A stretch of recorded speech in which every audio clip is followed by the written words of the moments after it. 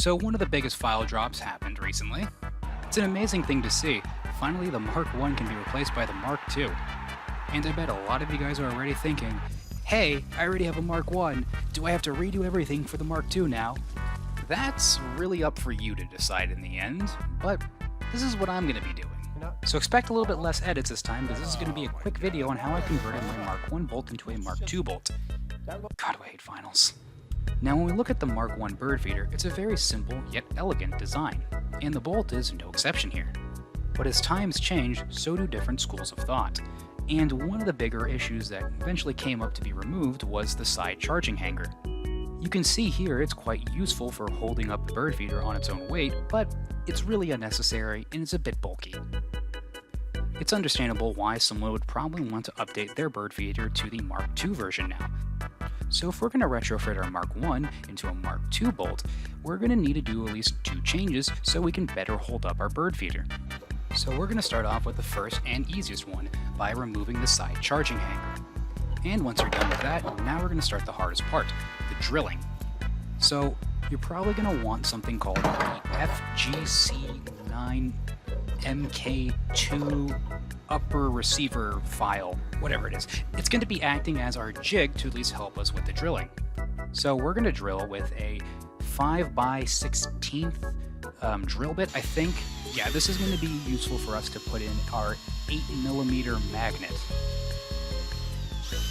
But in all honesty, you don't even really need the jig itself. You just need to make sure that hole's somewhere near the top of your bolt. If it isn't blatantly obvious already, you don't have to be super precise about everything you're doing. Now, of course, you can also use the Mark II's instruction manual and probably get a better understanding of what you should do, but this is kind of how I'm doing it. Now, once you've reached this step, you can probably put inside the magnet, and congratulations, you've now completed your bolt.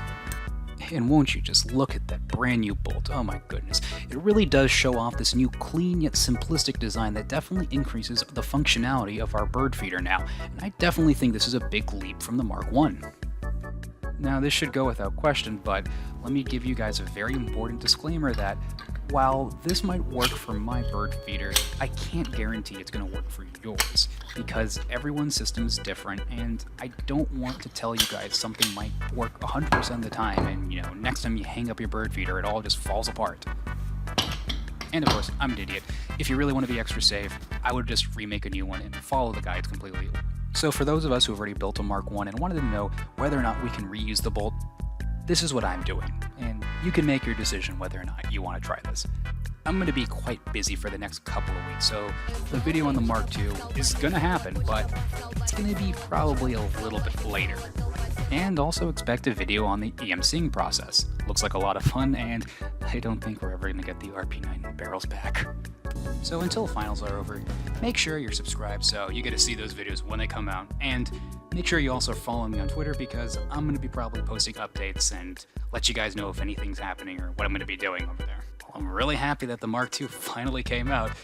Couldn't have not come out at the worst possible time for me, so I really do apologize for not being able to be the first one to do a lot of the things. So until I have the free time to make videos again, I'll see you then.